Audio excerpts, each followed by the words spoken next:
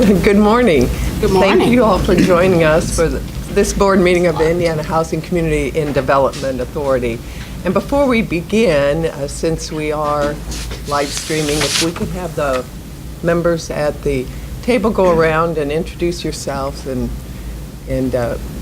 who you represent. We'll start with you, Tom. My name is Tom McGowan. I am the president and CEO of Kite Realty Group Trust, based in Indianapolis. Colin Cochran, with the Indiana Finance Authority and designee for the Public Finance Director. Kelly Mitchell, State Treasurer. Rebecca Casper, General Counsel to the Lieutenant Governor. Suzanne Crouch, Lieutenant Governor. Jacob Sipe, Executive Director at the Indiana Housing Community Development Authority. Andy Place from South Bend, Indiana, builder developer. June Midkiff, appointment of the Governor's Office. Sheena Robinson, IHCDA Paralegal and the Board Secretary. General Counsel, is there a quorum? I'm sure you do have a quorum. Thank you. I'm calling to order the May 2018 meeting of the IHCDA Board of Directors.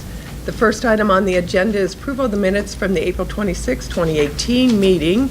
Board, are there any questions, corrections, additions to the minutes? If not, I'll entertain a motion. So moved. Second. It's been moved and seconded. All in favor, say aye. Aye. Opposed, nay. Motion carries. And please welcome Jerry Bain to discuss a recommendation regarding the Affordable Housing and Community Development Fund and the Evansville Fresh Start Program. Morning. Good morning. Some of the board members may remember that in early 2017, we approved a Fresh Start facility in Winchester, Indiana, partnership between the City of Winchester and Volunteers of America. So the Evansville would be the next facility to be funded through the Development Fund. It is for a 22-bed facility in Evansville that will serve pregnant women who are addicted to opioids. The response was received after we issued a request for proposals in early March. We received 2 responses to the RFP. One was for the Evansville facility, the other was for the Columbus facility that we will talk about next. The proposed loan is for $1 million to Volunteers of America of Indiana, and it will be used to acquire and rehab a vacant building into 22 beds. The structure of this would be the same as the board approved on Winchester, where the annual payments on the loan would go into a local wings, which is Welcoming Indiana's Next Generation, and that fund would be administered by the Vanderburgh Community Foundation Alliance, and the money then would be reinvested into Vanderburgh County and the surrounding areas. Does anyone have any questions? Any questions, board members? Has our previous issues gone away on that particular? Wasn't there something? On the Winchester is expected to have a ribbon cutting next month in June. So we're working with them. I think everything has been going as planned in Winchester. Is that the one that had the neighbor issue? Yes. We had some folks that had raised some concerns related to the Fresh Start program in their community, yes. Okay. Yeah. It is scheduled to open and accept participants next week. Good. In Winchester. That issue was more of a land use issue, though, the concern, correct? It was, yes. Yeah, the property was sure. properly zoned. Which is really not our plight to determine land use. Okay, thank you. Any other questions? And I think I mentioned this to Jacob, as we move forward with these programs, is there a way to kind of follow the progress of the mothers? Like do a 1 year or a 3 year or a 5 year to see where they are, if they've stayed sober, how the children are doing? Is there going to be a way to kind of follow up and know how successful what we're doing is? Yes, and let me recognize Shannon Schumacher, who is with Volunteers of America, and you have included in your packet a one-page summary of the results in the Indianapolis facility since the beginning of 2018. So they do track the metrics on that. For how long? How long do you track the women that come out of the program?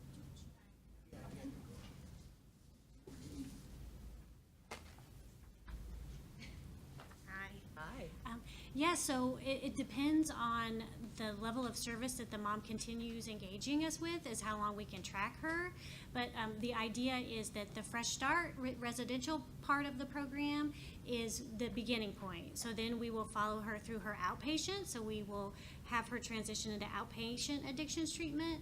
And so we can follow her as long as she continues to stay engaged in the outpatient addictions treatment.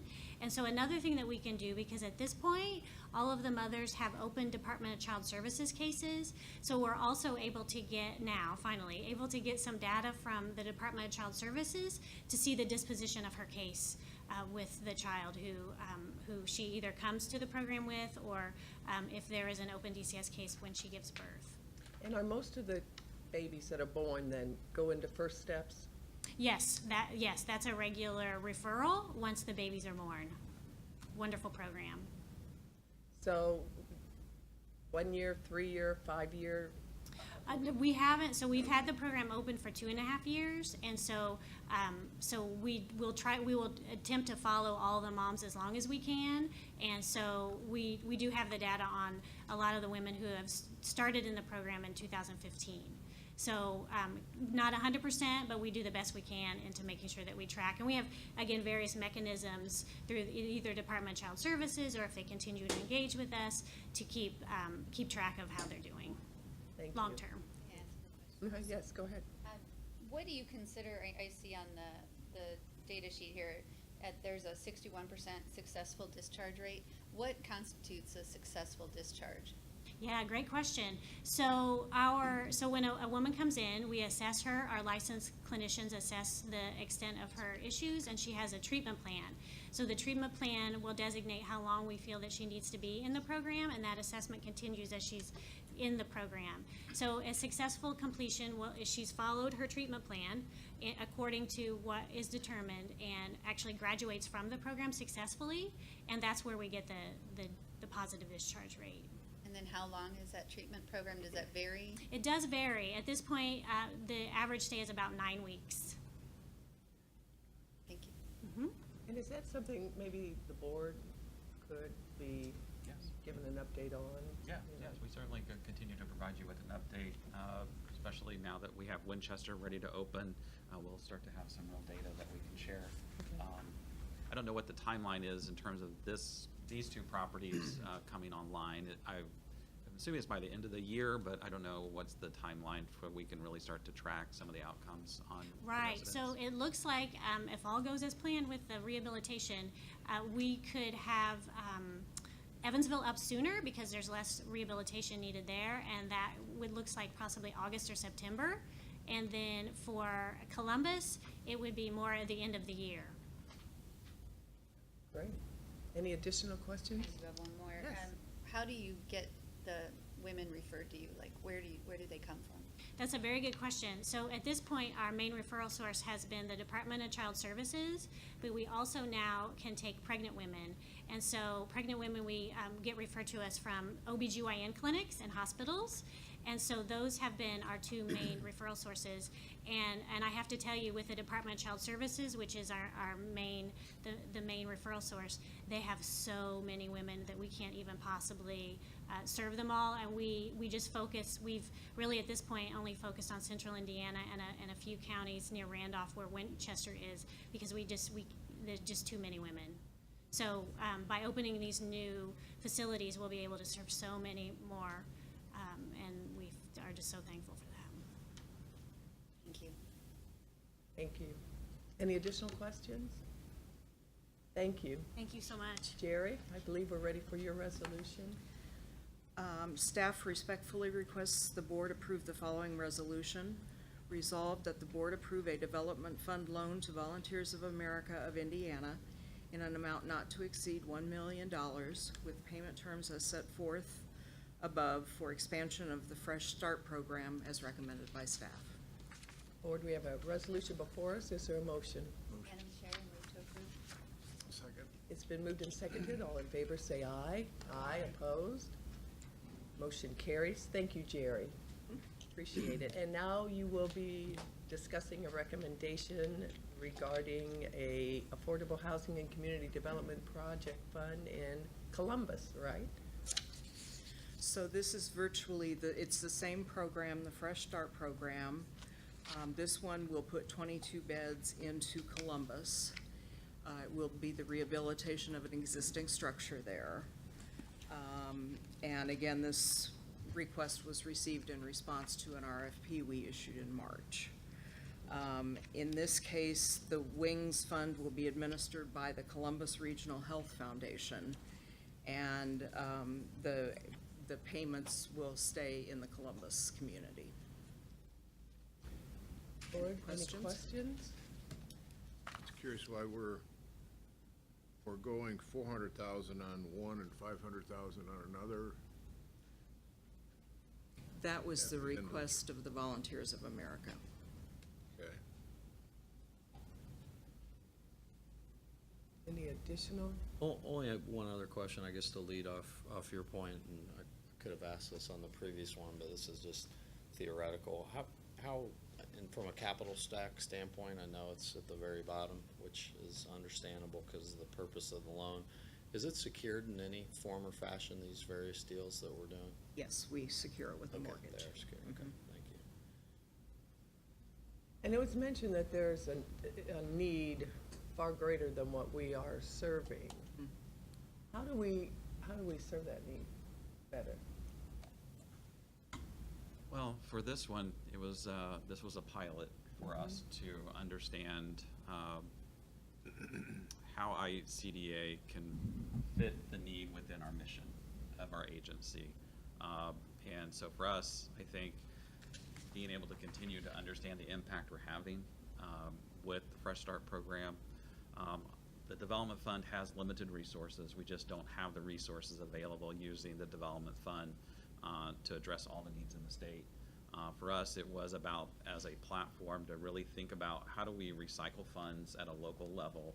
Hopefully that will stir additional ideas and commitments through other foundations or not-for-profits to invest into maybe similar wings funds that can be established at other in other communities. So for right now, I think for us, for the resources that the limited resources we have, three developments kind of exhaust our resources. We can continue to think about in the future when there are opportunities for us to create a wings or to come alongside a not-for-profit that is targeting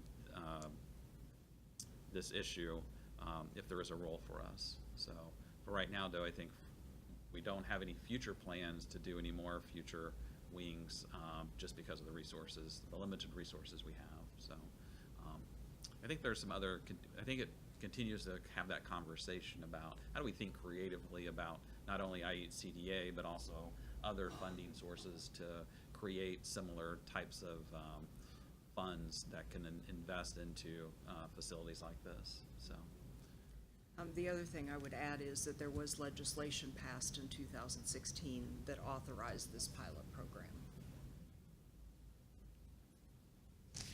Any additional questions for Jerry? If not, Jerry, we're ready for your resolution. Staff respectfully requests the board approve the following resolution.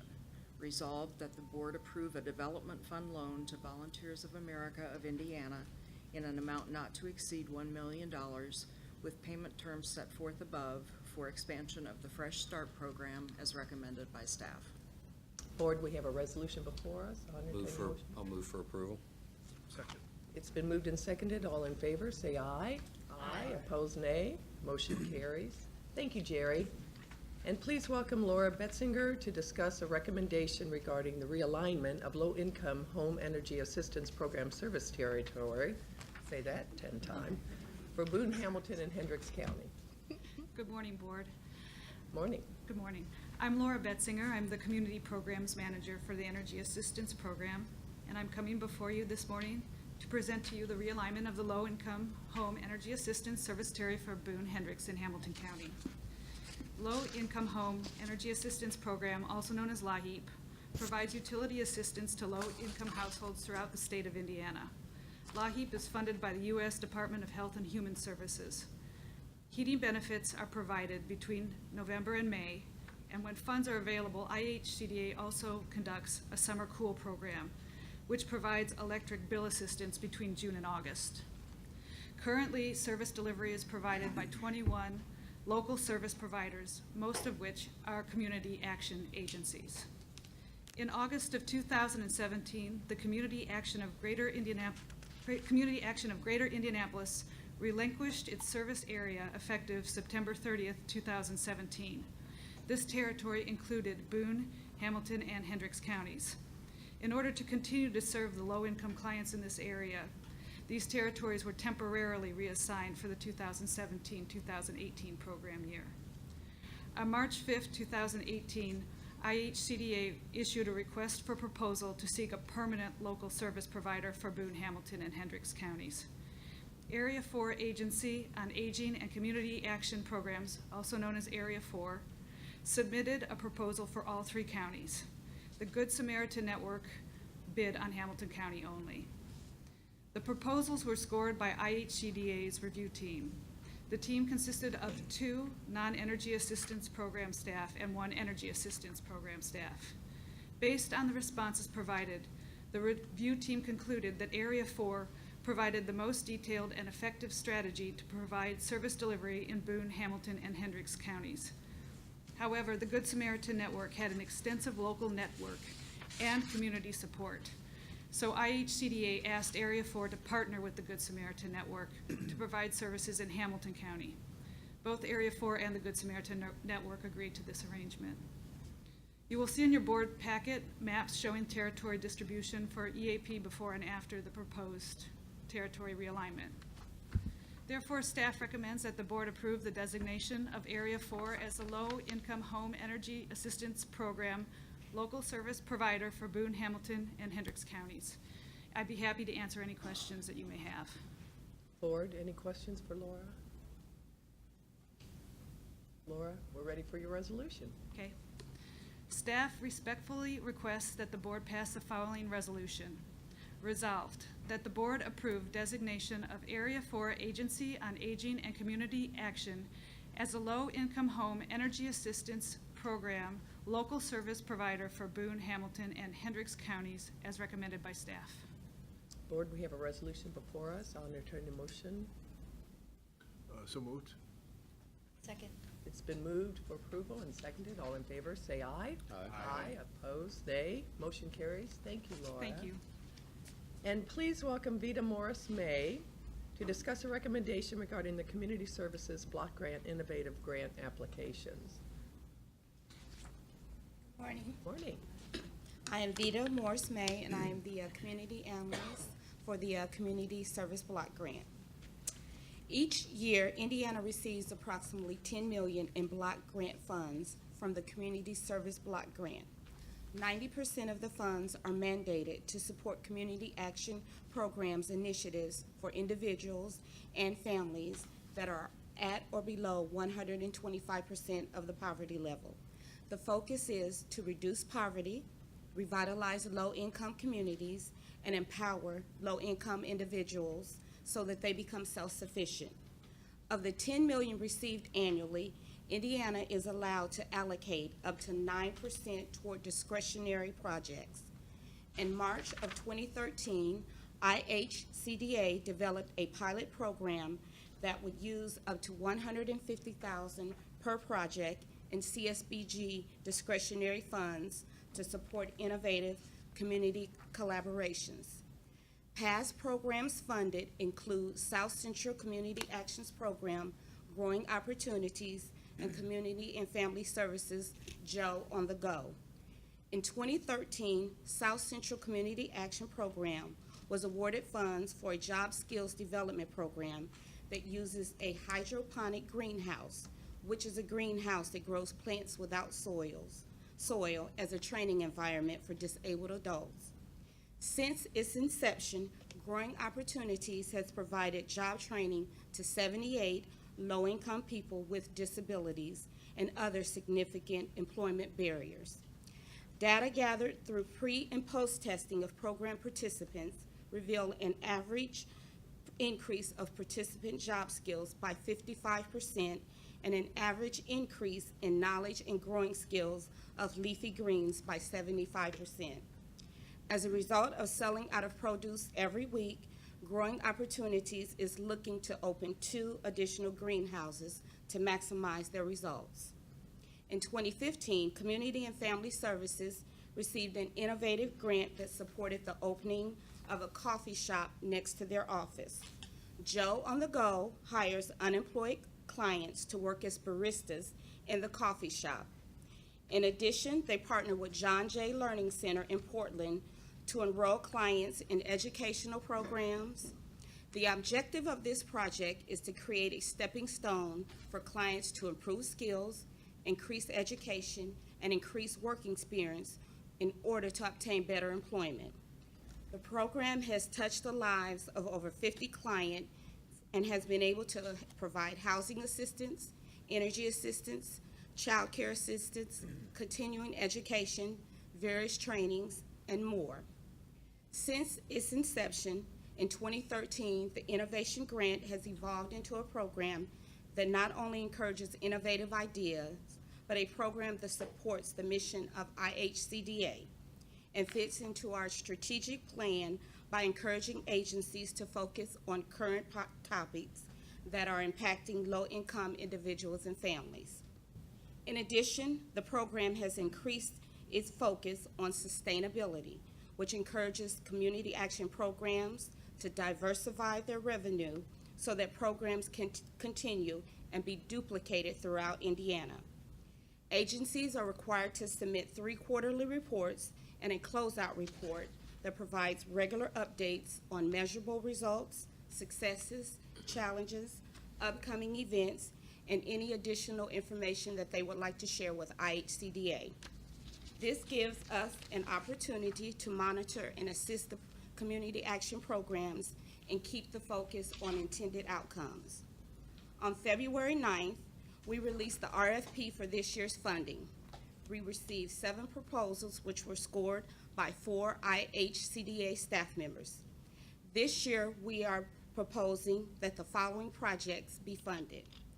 The first project is Hoosier Uplands Economic Development Corporation's Red Connect Center for Transitional Addiction Treatment that will provide housing for 6 homeless people that do not have access to safe and sober housing in Lawrence County after they are released from jail. The second initiative is Real Services project called the Real Grill, which is a fully equipped food truck that will travel throughout the region and participate in various community programs, events, and festivals. Funds generated from the truck will support low-income senior meals provided by the Real Services. Lastly, is PACE Community Actions initiative called the JUMP program, which stands for Journey Upward Making Progress. JUMP will provide focused life skill training for low-income individuals ages 25 to 40. Not only were the proposals innovative, but all 3 of the proposals support IHCDA's strategic plan, #1 priority of pursuing innovation in all programs and services and responding to the changing trends and practices to serve the citizens of Indiana. The staff recommends that the board approves awarding an aggregate allocation in the amount not to exceed $267.47 in CSB discretionary funds to the applicants in the amount set forth in Table B. Are there any questions? Any questions by the board? Vita, I think we're ready for your resolution. Okay. Resolved that the board approve awarding an aggregate allocation in an amount not to exceed $267.47 of discretionary funds to the applicants in the amount set forth in Table B as recommended by staff. Board, we have a resolution before us. I'll entertain a motion. Motion to approve? Second. It's been moved and seconded. All in favor, say aye. Aye. Opposed, nay. Motion carries. Thank you, Vita. Thank you.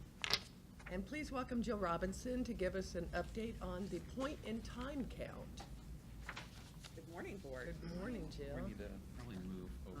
She's got We're a going to present- see a brief PowerPoint, and I'll try to answer any questions that might come up.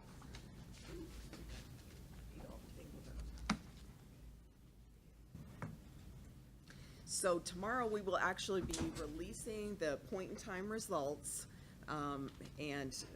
So we want to just give you a preview of some of that information.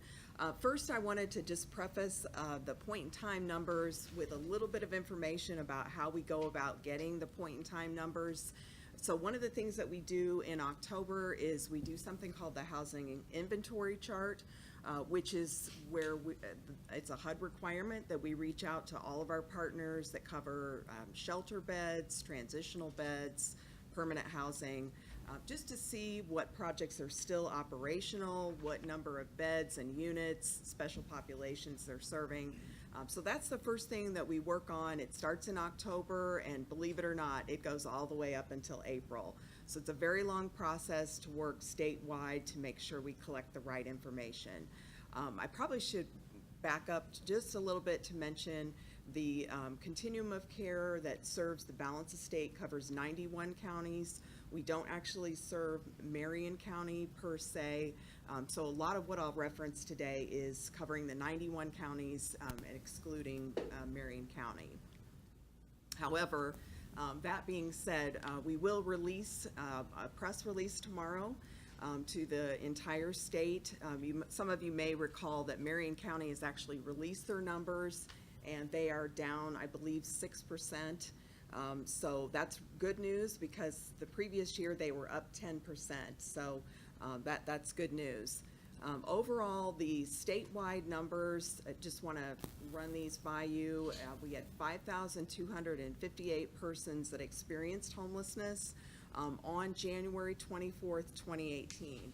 So what we try to do is take a quick snapshot of how many people are actually homeless on one given day. And we look at a lot of demographics, we crunch a lot of numbers. So we can see that we have some decreases in individuals that were experiencing homelessness. We have a slight increase in households statewide. We do have some good news. We do have decreases in households with children. Of course, we don't want to see any kids that are homeless on the street. Unfortunately, we do have an increase in single individuals, and I think we can explain some of that as we move forward. Okay, so we do have decreases in chronic homelessness for families. So we're really making some good progress on that, and that's excellent news statewide. We don't have any chronic homeless veteran families, so that's also good news. We still have some work to do. We did have 530 unsheltered individuals that were on the street or in places not meant for habitation. So even though it is a decrease from the previous year, it still means we have a lot of work to do. All right, so looking at the balance of state, so this is the 91 counties. Overall, we have seen a decrease in the households that were experiencing homelessness. Unfortunately, we did see increases in individuals, that number being 2,454. So those are somewhat significant numbers, but again, I think I can explain some of that as we get a little bit farther into the presentation. So our total number of persons experiencing homelessness were 3,576 persons in 2018, and that compares to 3,655 persons in 2017. So that is still a decrease, and we'll take whatever we can get. It's a decrease of 79 people. I do apologize, this is a bit small. I believe that you all have some handouts, but it is still small. We wanted to just show a visual presentation on how the state is doing with point in time, so you can see we're trending slightly downward, but we do appear to be relatively flat, which really bottom line is we still have a lot of work to do. So looking at some of our subpopulations and the data therein, So again, we did see decreases in veterans with children that experienced homelessness. Unfortunately, we do see statewide some increases in single veterans. So that's a little bit discouraging. We've spent a lot of time and effort trying to house the veterans, so we still have some work to do around that. The good news is we have the youth populations are down, so our programs are beginning hopefully to show some progress towards helping keep the young folks off of the street. And then also in chronic homelessness, both the individuals and families, there is a slight increase overall, but families are down. Okay, so some of the subpopulations, we did see decreases in persons under 18, so that's the households with children. We also saw decreases in the 18 to 24-year-old population, which I think is encouraging because those are some of the folks that are being hit the hardest, are the 18 to 24-year-olds for a variety of reasons. We have seen decreases in victims experiencing violence, so they are included in our point-in-time count, so that is, again, an encouraging number. So some of the increases and things that overall as a state, I think we already kind of know intuitively, but now we have some data to back that up. We do have a lot of people that have substance abuse disorder amongst the persons experiencing homelessness. So this past year, and this is, I would say, a very conservative number, but this is a self-identified number. So 587 adults identified themselves as having a substance abuse disorder. And that is up from 425 the previous year. Interestingly enough, the persons that identified themselves as having a serious mental illness is down a little bit to 539. These are, again, are things that the individuals are saying to us. And we do have a slight increase in persons with HIV/AIDS. So that could be somehow connected in part with Scott County, but we don't know that empirically. So can I answer any questions? It's a lot of data and a lot to digest.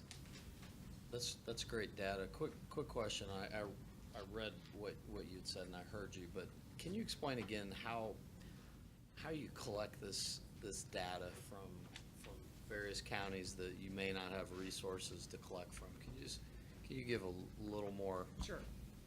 Yes, so one of the things. Detail on that. Absolutely. So one of the things that we do is we have regional chairs that in each of the, there's 16 regions statewide. They work with individual volunteers and they coordinate the actual outreach. They work with shelters and permanent housing projects, transitional housing projects, to determine the numbers. Each county does a street outreach, meaning that they go to places not meant for habitation. In some areas, that count might not be perfect. It might not even be 100% accurate.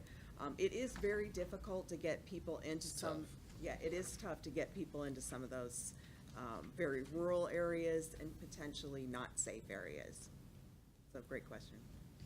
So it's basically going to the streets. It's not it's because that is really what it takes, is going to the individuals and trying to understand that count. Yes, we do paper surveys at this point, and so we do approach the individuals. We try to catch as much information as we can. In some of our areas, it is very difficult because we don't get complete information. We don't have enough information to really count those individuals. So this is not a perfect system by any means. I would say the number is a conservative number, to be honest. Thank you. And how does Indiana compare to other states?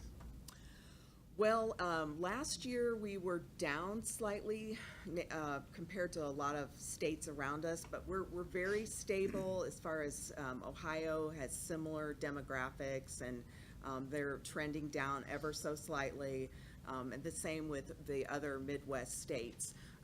When you look at the coasts, that's where we're seeing substantial increases. And you probably have heard in the news California in particular, Seattle, there's a lot of increases in persons experiencing homelessness. Yeah, you might, I mean, those are important articles for us to pay attention to because a lot of it seems to be tied to substance abuse and mental illness.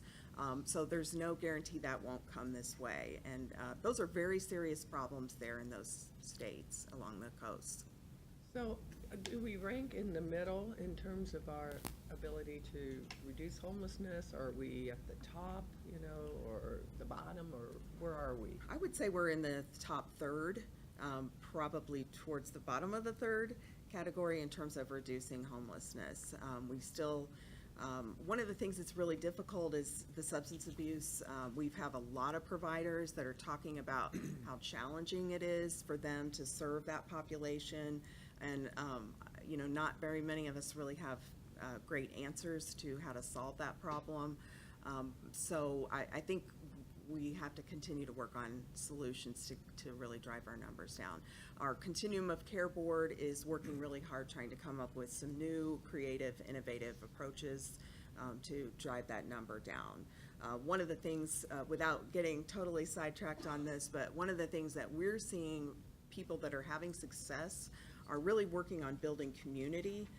So building community being not just providing housing or helping people treat their substance abuse or mental illness, but helping them be connected to other human beings. I think we forget about that sometimes, but that is such an important element in helping people be connected and really being able to find gainful employment, to stop their substance abuse. There is no magic answer, but this is certainly a big part, and we are seeing some success with people that are building community within their community. So what state's the gold standard? Wow, that's a great question. I think Vermont is, they're a small state, but they have had a lot of success. And I'm not totally sure I can tell you why, but I'd be happy to get back with you about that. Just curious. Yeah. Thank you. Sure. Any additional? Just Yeah. one, I've always been very interested in this topic. And Yeah.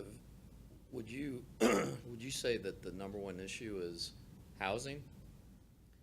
I mean, is it finding places for these individuals to go sleep? You know, you look at Wheeler Mission and, you know, they have the rotation period of X number of days in, X number of days out.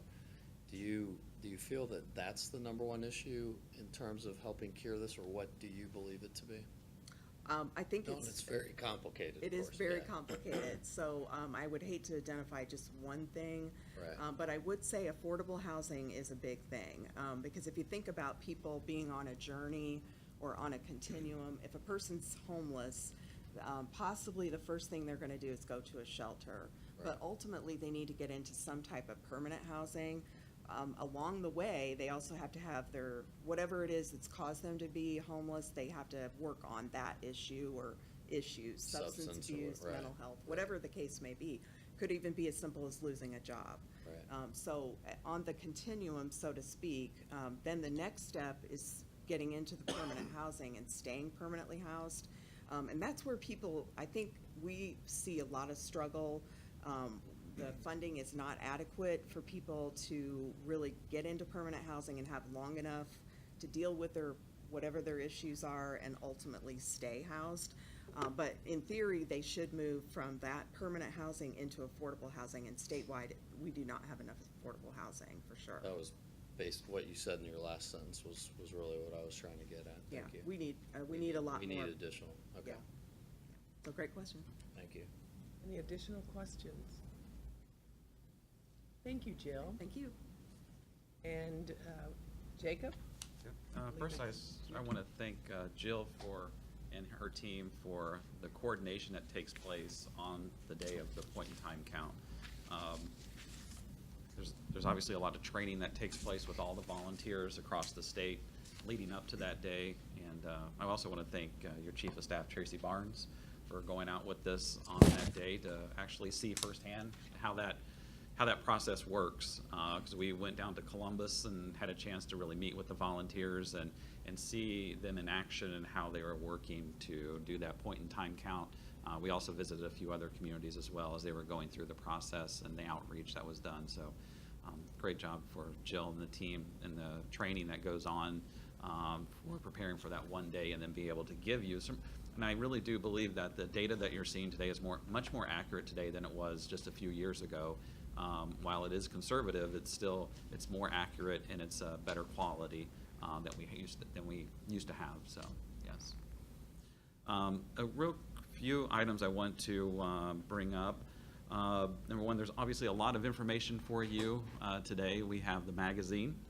If you have a chance, you can read that. We also have the annual report that you have from 2017. And then I'll go through a couple of the accomplishments under the strategic plan in just a second, but I should want to make sure I touched on all the information we're providing with you today. So another couple little things I just want to mention. I want to introduce our new Chief Financial Officer, Rich Harcourt. Rich is here. Rich joins us from a large not-for-profit. He was a former CFO and has over 20 years of banking experience. And Rich, I don't know if you want to stand up and wave to everybody. So, yep. Welcome. Excited to be here. Rich's first day is going to be June 4th, and we look forward to having him join our team. So, yes. Been around a few years.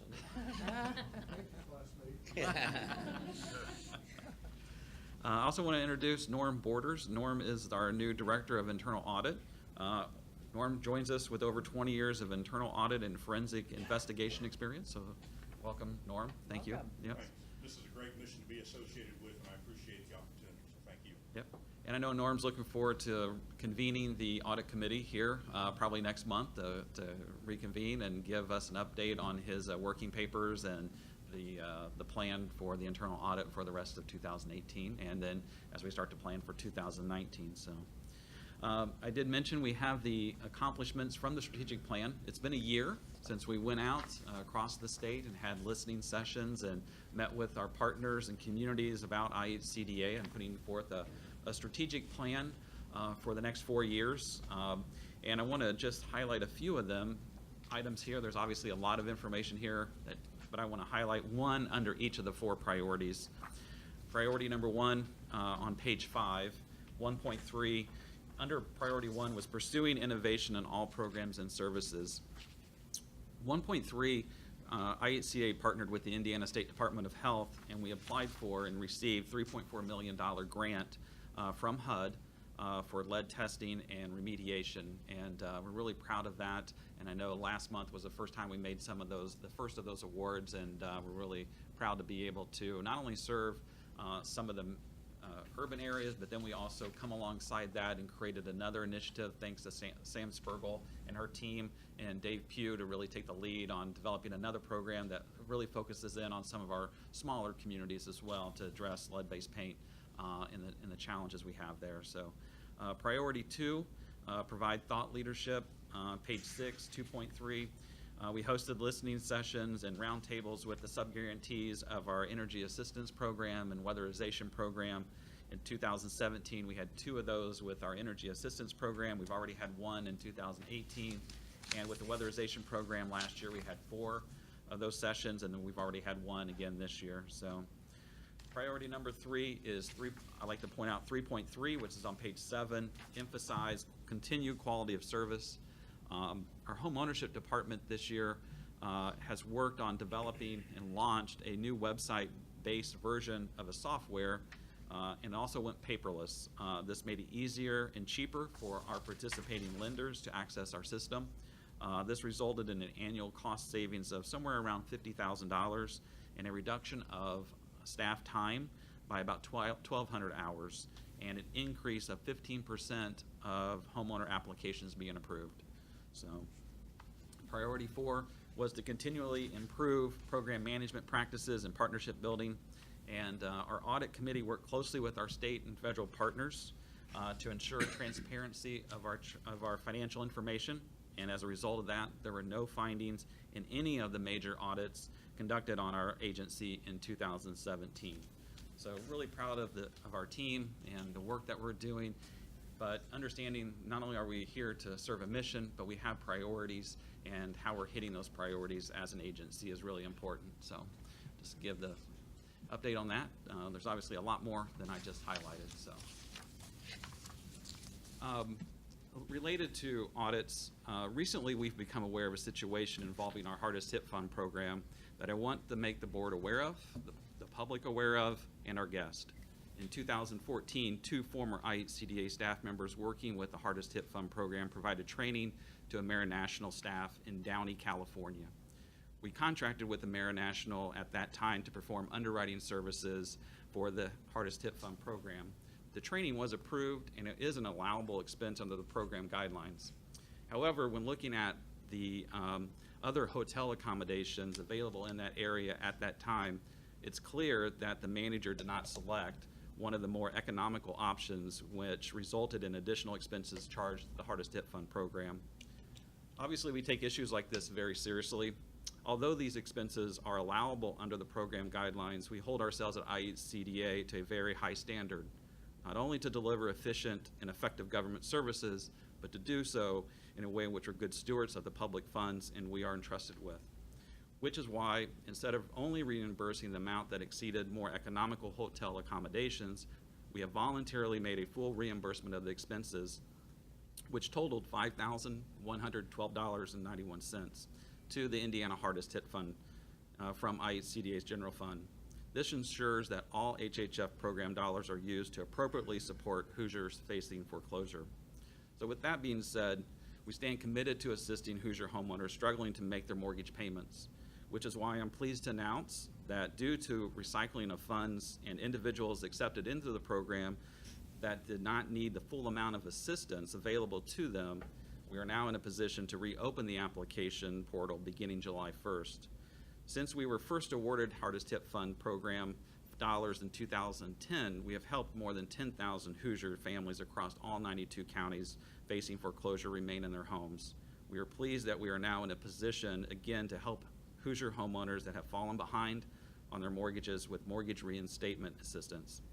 As you know, in addition to assisting Hoosier homeowners with making their mortgage payments, we used a portion of the Hardest Hit funds to stabilize communities through our country's first statewide blight elimination program.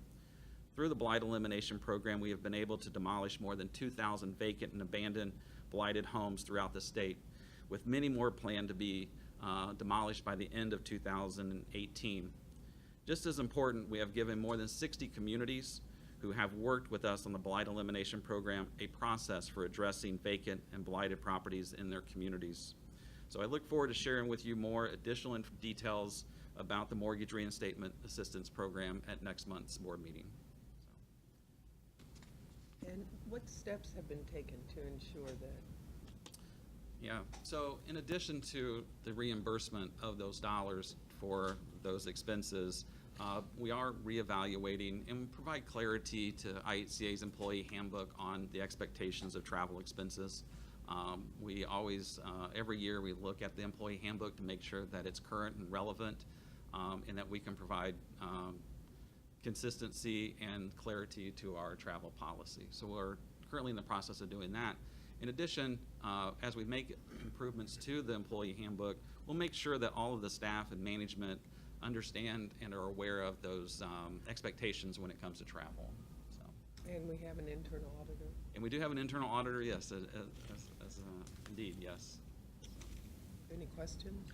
Yeah, Madam Chair, only thing I'd like to say is that I'm glad we're implementing the changes that you've asked about, but also appreciate the transparency that you hit this head on and communicated to the board, and we're very open in terms of what occurred and how it will be addressed in the future, so I appreciate that.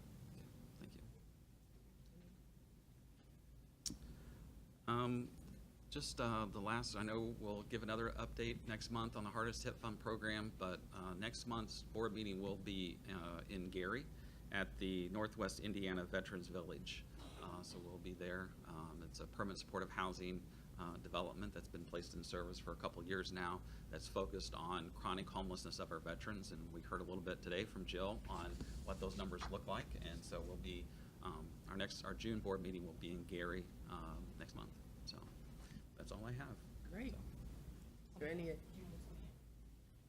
Is there any additional business to come before the board? If not, I'll entertain a motion to adjourn. Or we can We all stay wanna here. stay.